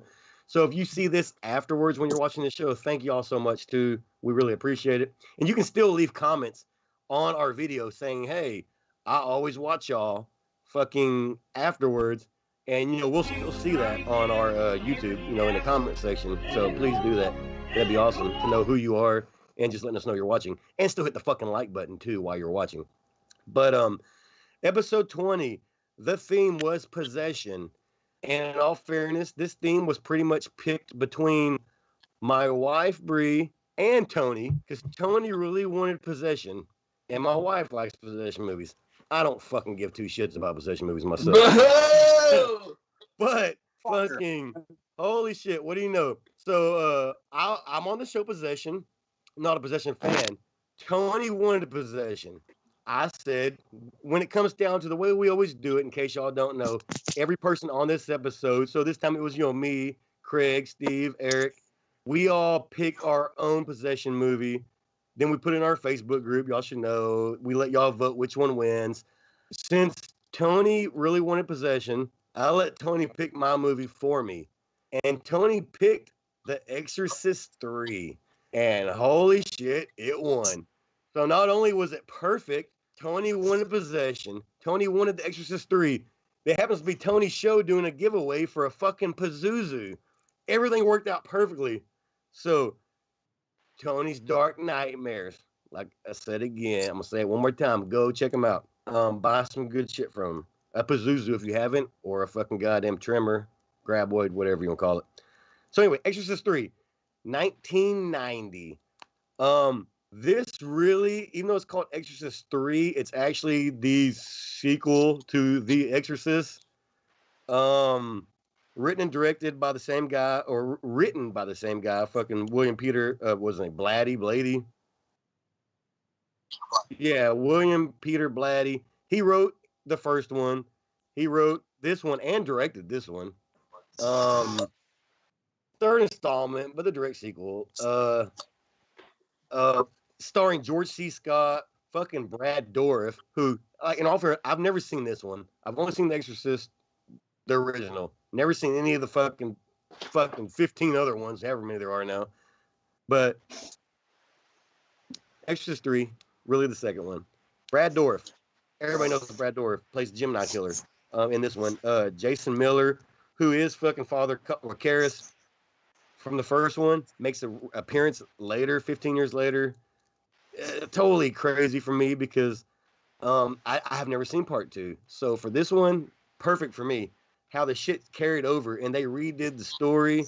But not only is it just a possession, it's more of a devil with a serial killer other person on the side. With right now, there's a lot. In fact, we talked about some serial killers in the episode tonight, like Henry Lee Lucas. And there's a lot of shit going on right now with the what's his name on Netflix, the Pentagram, Night Stalker. Rodriguez. So it actually comes out cool right now with this movie because the movie, all right, you got The Exorcist, demonic possession mixed with actual serial killer in real life who fucking somehow got possessed or put into another body from the devil. The other guys will tell you better about it because like I said, I'm not a fan of this shit. But one thing I do like, Scott fucking Wilson played Dr. Temple, my man Herschel from The Walking Dead when he was young. That's my favorite part. Love that dude. I ain't got nothing to say about this movie until I rate it because this ain't my category. Steve is kind of a MIA right now. So which one y'all? Mind if I guys go? Mind if I go out? Go, Craig. Go for it, baby. One thing I want to say about this movie that I saw way back in the day, and I had to rewatch again for the show. But as I was rewatching it, I kept thinking the movie itself, if you didn't have any connection to like Exorcist 1, and even if you took out like the demon stuff where it was just sort of talked about, like it was like it started off like it would be a good like serial murder movie, like who did it, like Silence of the Lambs Ask or something like that, with all the stuff they kept finding out. So it was good on its own, and then as it kept going, obviously they have those what they try to call like one of the biggest jump scares where all of a sudden the lady comes up and then the woman on the ceiling, all that. Some of that started happening. And I'm like, I don't know if I needed all that. I think it was better when it was subtle. I also didn't love I also thought when they killed the two priests back to back, like they killed the one, they made you think it was his friend at first, and then it wasn't. But then they wound up killing his friend right away next, and like exsanguinate him, with all those cups. That was a little odd. I mean, for me, it was, as far as the movies go, it's nowhere near Exorcist, but it worked. It worked as a regular slasher thriller for a long time. Once it started getting into more obscure stuff, like the full-on possessions, like it might have died off a little bit for me. And I'll make a comment too about the ending itself, like at the very end. But even the moment where people were supposed to love it, where he was driving to the house because he was worried what was going to happen to his family or whatever. It's like, yeah, how'd the woman get out? She fell on the ceiling, and now she's going to walk in and do that. I don't know. It was, like I said, I think Eric will probably speak maybe more favorably of it. I'm not sure, but it was a solid whodunit, and to throw in the possession, it muddles it up a lot, I think. Eric, what about you, buddy? Man, I just ripped a fucking weed pen thing, and it just rocked my fucking world. But you know what? Fuck. Man, let's talk about it. So for me, in preparation for this, I watched Exorcist 1, 2, 3, and then I think the next one was like Dominion. And then after that was Beginning, but I couldn't even make it through Dominion to make it to Beginning. So I watched 1, filmed some cool parts of the fucking priests up there fucking with Reagan and doing their thing.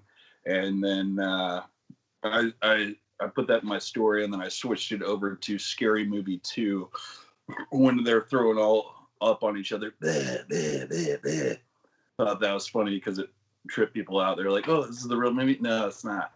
But then I watched part 2, and it was just very in-depth and weird with Locust and James Earl Jones and a bunch of Africans.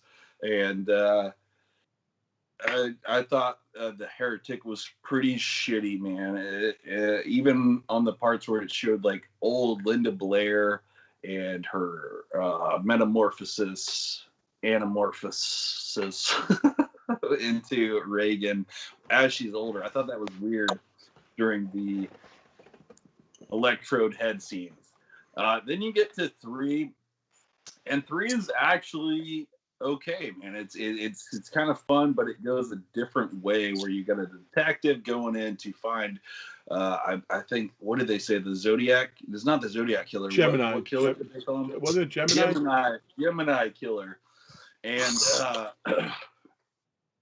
he goes on to some weird stuff about, like, the first time you see him, he's talking to a goddamn preacher or priest, and he's like, I got a fucking fish in my tub. The carp. Yeah, I got a carp in my tub, and I don't want to go home and see that carp breathing in my tub. And it's just like, I mean, it's so weird, but then it's like a, I don't know, it just makes sense. It's stupid, but it makes sense. It starts off with the priest saying, you don't want to live forever. Yeah, I do, blah, blah, blah. And then it goes on, and it turns out that detective was originally on the case of the original Gemini killer, and when they were talking about, like, oh, we found it on the back, and the blood is actually a different finger and in the left palm. It kind of started to be cool in that aspect, but at the same time, man, this movie kind of dragged for me. I wasn't super for it. Yep. He finally makes it into... I'm done. He finally makes it into the cell. Later.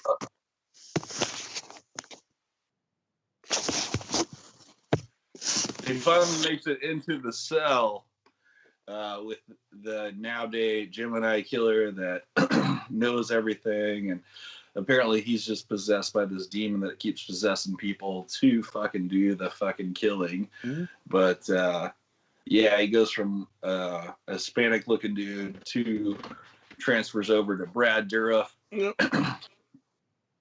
Looking fucking crazy, yelling at him, and demon fucking yells. So and so taught me well, you know what I mean. But I thought it was fun once it got to that, and then the fucking old creepy lady with the this is a radio. That's not a radio. It's a phone. It was fun, man. I enjoyed it, but I didn't super love it because there was parts that dragged. I mean, especially when what the fuck's going on? He walks into like a fake heaven and he sees like that little kid and he's like, oh, that was just a dream sequence though. That wasn't. I know. I missed you, man. And he's like, I miss you too. And he had the fucking neck slit thing. And then you see Fabio. You see fucking Fabio. Fucking, I can't believe it's not Butter. That's what I was thinking. Like, angel, dude. What the fuck? Was he famous? I guess he was famous. That was when he was famous. Yep. Eric, you said something I think I really like when it got in that room with them. When I ultimately give my rating, I'm giving a rating even a little higher than I should when I do it. Because when you had George C. Scott and Brad Dourif arguing and fighting, that was some legit high quality just acting. Like it gave you a little bit of tenseness. Yeah, they pulled that shit off. Like, you know, we all think of Brad Dourif as Chucky, you know, the voice of Chucky and the, you know, Charles Rewright, but I don't know him from many other things. I haven't seen his whole thing, but he fucking can act. You know, he did a hell of a job there. So I like it. I'll give it a high rating rater just because how intense that acting scene was. You know what, Craig? I mean, that's cool and all, but you give it a solid 5?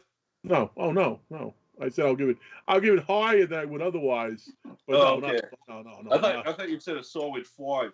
No, definitely. But not. you know what you know what else you should have mentioned him in is Critters 4, dude, in space. Oh, that's fucking right. I'll be honest, I forgot all about that. But with this movie, the thing I do want to mention that bothered the fuck out of me is George C. Scott shot the guy who's tied up in restraints, killed him, point blank range, all that shit. It's not like people know and believe in the demon shit. So how is it he just gets to walk free? At the end, he's hanging out at the funeral of the guy, you know, okay, goodbye. Like, how is it that he didn't get arrested on the spot, you know, for like shooting a guy in restraints in the head? That bothered me a little more than it should have. Why did that bother you, Craig? Because that should have been the sacrifice. He killed the guy to save everything, but now he knows he's got to go to jail. Not, hey, yeah, I shot the guy in the head. He was, no, trust me, I know he was a danger, even though he was though he was a full body cast. Could he not get away with saying that, he might have killed because there was a dead priest in there too? Yeah, but the guy was in restraints, so the dead priest would fall on George C. Scott. Hey, Jordan said Grog. What's up, Grog? Well, you know, so you want to he wanted just to talk to you on here. Hey, another Brad Dourif film that I fucking is one of my favorites is Death Machine. You like that one? I like Death Machine, man. Man, I don't know what it was. I wasn't super into that one. He played a good character. Same as this. He's a great fucking actor when given the fucking chance. Even though right now, Larry, try to do Brad Dourif yelling, "Fuck you!" I can't do that. Try it. I can't. My throat hurts. All right, Craig, it's opted to you then. Yep, it's Craig. Fuck you!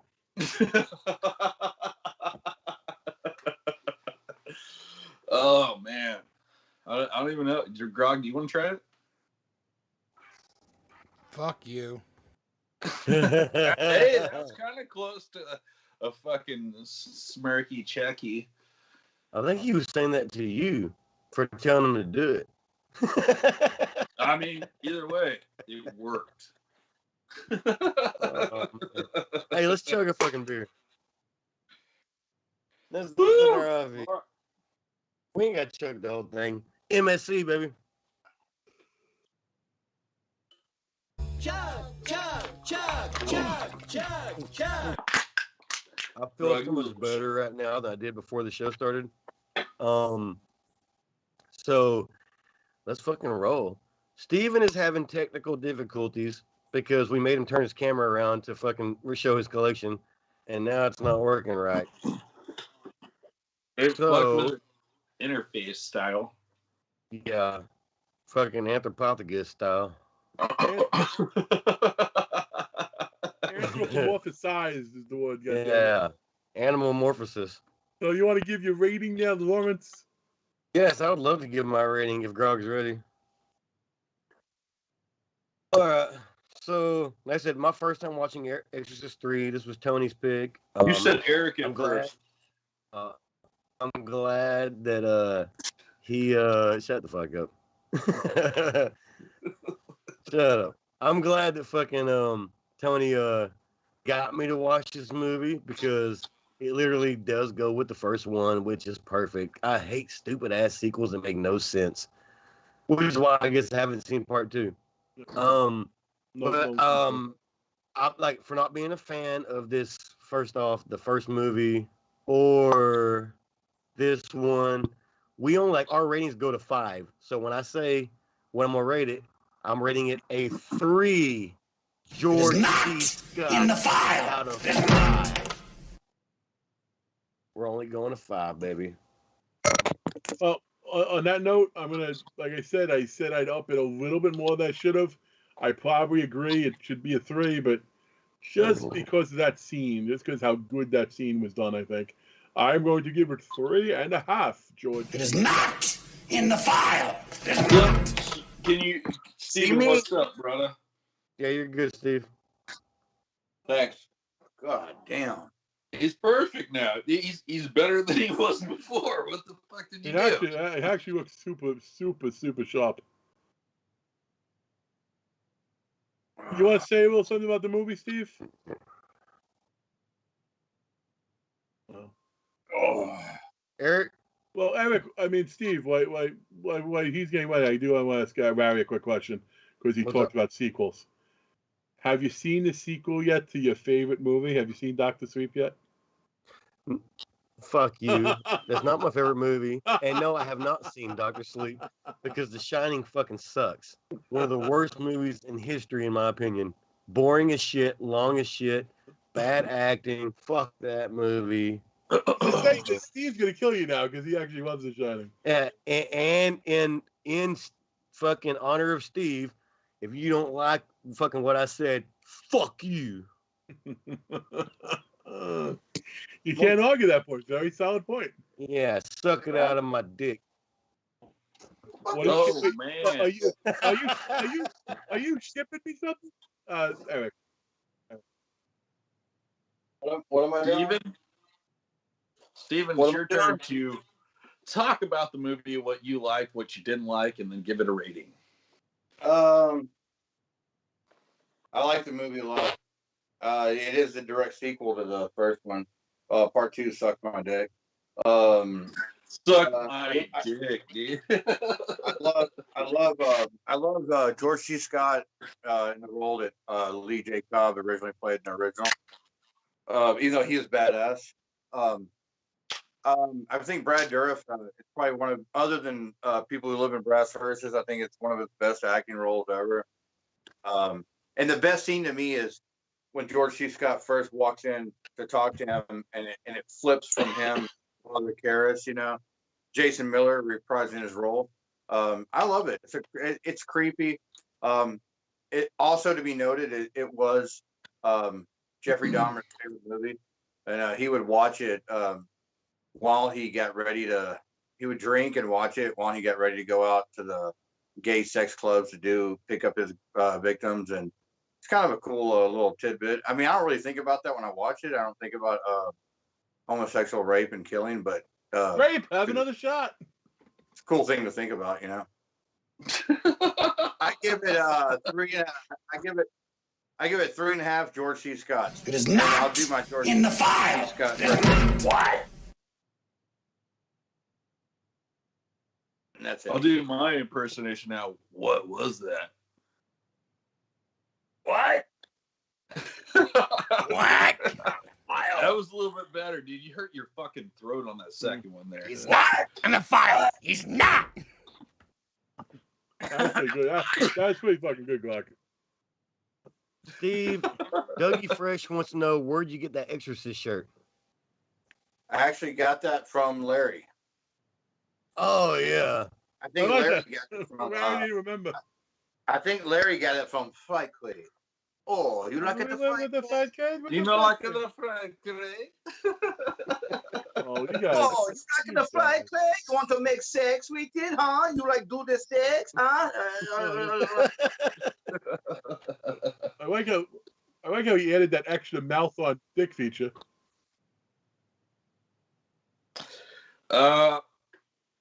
Yeah. So I'm gonna dive into this. Steven, you missed me a little bit earlier, and I wish you were in here because their fucking opinions on what I said were still funny, and they fucking hit me up with it. But I'm sure whatever you have to say is gonna be ridiculous because you're you. Yeah. So I fucking gave my tidbits on the movie, and I said, so what the fuck is up with the goddamn koi fish thing in the tablet? Carp. Up, yeah. Carp, there you go. Well, I've been told twice now. But they explained what it was. It was the mother-in-law likes to make fish fresh, and it has to be alive right before she kills and cooks it. So what is the analogy there? He can't shower. There was actually that scene. There wasn't an analogy. It was his life sucks because there was that scene. He went to somebody. You smell me? You see? I stink. You know why I stink? If I sit on the my toilet, mother-in-law I had see that fish breathing. You know, I feel like it was that. I understood that, but like I feel like maybe they put that in there as an innuendo or fucking something. A man who doesn't have control over his own home, you know, brings up inadequacies, and then he can't control the stuff going on around the period. He loses his friends. It could be metaphorical. Yeah, acetaminophen. Or it could be Acetaminophen. You don't want that in your codeine, kids. That could kill you. Hey, kids, don't take codeine. No. Yeah. Drink beer. Yeah, that's what the cop was. So you had the fish, you had the fucking carp, right? The carp fish in the fucking tub, and homie didn't want to see it fucking live, and I just feel like they might have put that into the situation somehow. Steven fucking left. What the fuck? Where are you at? I'm here. He didn't get his blanket. He was you know what cold. it is? He's like this. He's like, Eric, Eric, I got a question for you, Eric. Can a fish just be a fucking fish? Maybe it's just a fish. Hey, I don't know, man. It was just weird to me. It was just weird to me.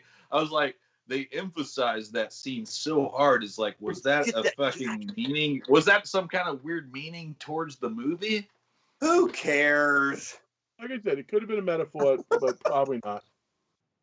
And then you pop into the dream sequence. First thing you see is Fabio with angel wings. Why did they put? I can't believe it's not butter in the fucking Exorcist III. I think it had to do with that Jimmy Smits was in it, and they just thought they'd throw that in there because he's in it. You know. What does that mean? What does that mean? I don't know. Well, I bet the time was made. Fabio was a bigger guy name, So they put in there, it's like, Fabio was here. Hey, They hey, straight up put "I can't believe it's not butter" in Exorcist 3. Yeah, but he wasn't I can't do it's not butter then. He was like some sort of female icon and shit. Hey, Craig, who was the famous Knicks center who was in there?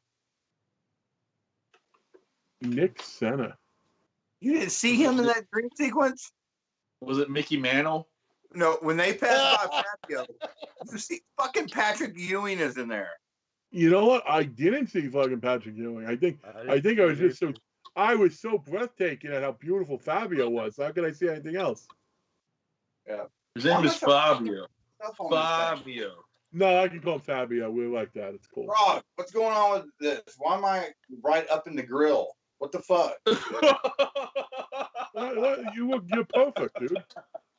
It may look different on your end, but Why is shit. I see Steve No, Steve. Yeah, Why does Steve look like that? Yeah, fuck, no different than my giant ass head. It's right up against the screen. When you're looking at the video, I know what it is. Never mind. The actual YouTube stream. You're fine. Don't get all fancy, Steve. Hey, let's do a chug. I was gone for like fucking 10 minutes. I couldn't drink beer unless I was on here. Let's chug. Why do you turn your camera to the side? Oh, you can't see me now? We To see the side. There, perfect. Chug. That's the Ravi. That's right. Oh man. Are you feeling better, Larry? Oh yeah, I feel fucking good right now. Oh, awesome. I love it. I still want to know about this Anthropophagus. It's been bothering me since the beginning of the show. Craig said Christine had Anthropophagus movie. Anthropomorphized, I said. Anthropomorphized. It's sort of like how about if I said personification, personified, or animism. It's just Animalism. Animism. It's just the idea of giving Animorph. It's just the idea of giving lifelike qualities to inanimate objects. Well, Anthropophagus. Dougie, what fright crate box is that?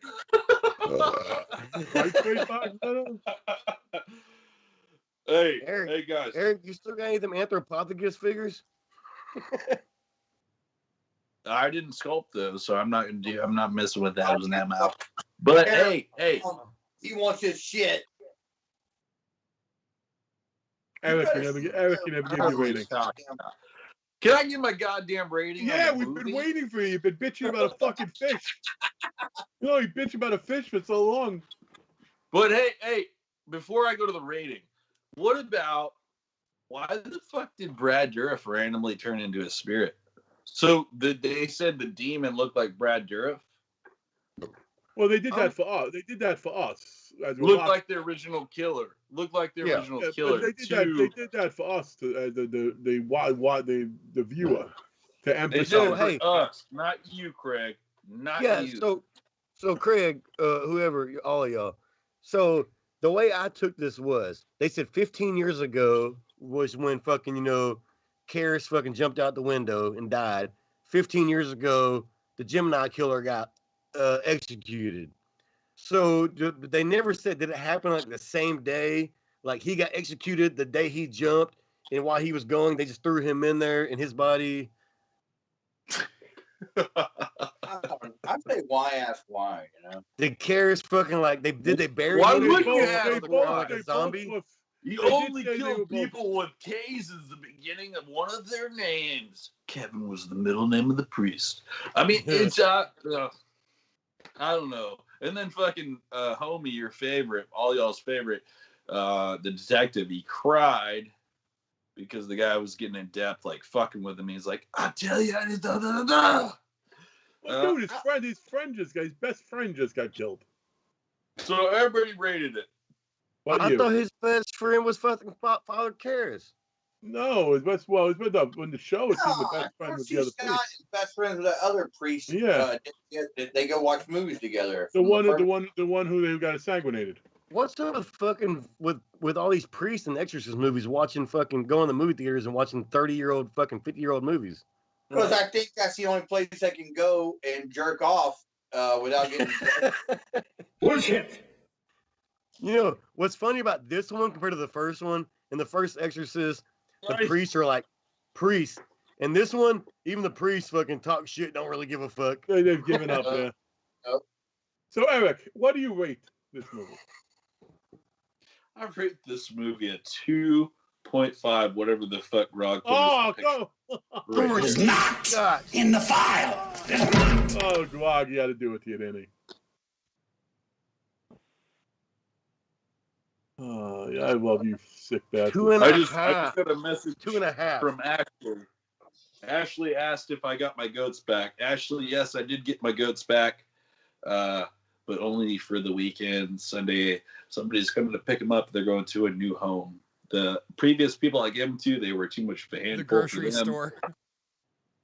So I had to go to the next one, which is a slaughterhouse. Just kidding. It's actually a friendly goat farm. But yeah, man. Steven, I'm glad you got your camera back up and working. What did you rate the movie? I gave it 3.5 George C. Scott. It's not in the file. You liked it?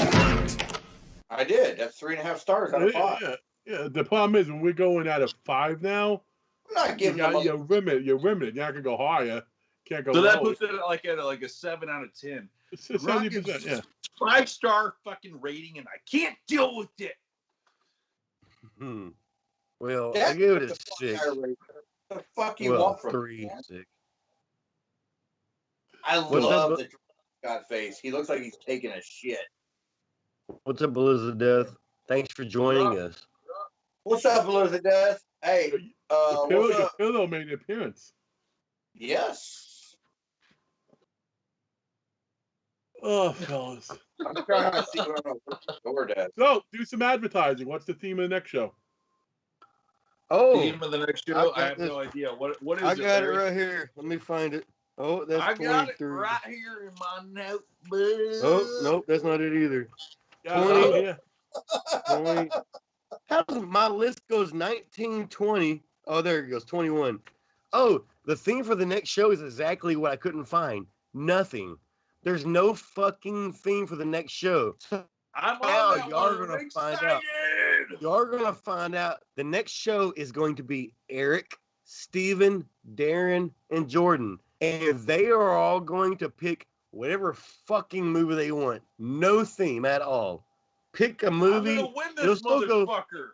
Still go for the voting though for the fucking YouTube group. So y'all still get to pick which movie they pick, but there's no theme. Out of 20 episodes, granted, I'm not on all of them. The episodes that I'm on, I have not won one yet. Let's hope I win one on this motherfucker. I hope you never win one. Well, go with Boogers of the Antichrist, and you'll be stronger. I never said I'd go for a movie I was in, Craig. You should. So that wasn't a low blow. No, you should go for a movie you're in. It would be interesting. to see your friends do their best to. Well, the DVD fit in the machine well. That was good. It worked. Fuck you, Craig. Everybody, let's take a chug. And then we're fucking ending this motherfucker. Love you guys. Thank you, everybody. If any of y'all have something to say it now. Paul Bearer Press. What is our code, Larry? Is it Horror 10? I don't know. Where's Darren? You gotta type in. Yeah, Darren will put it in the chat for us. We'll check that out. We'll probably actually even have it in our The code to Paul Bear Press 10% off is Quig 1019. Quegawee 1019. Fuck you, Craig. Cheers, everybody. I love you, sons of Thanks bitches. for everybody watching. We love you. Good. Thank y'all for watching. All right, Will. Bye, everybody. Love you. Roll that fucking beautiful bean footage, Groggery. Yeah, roll them credits.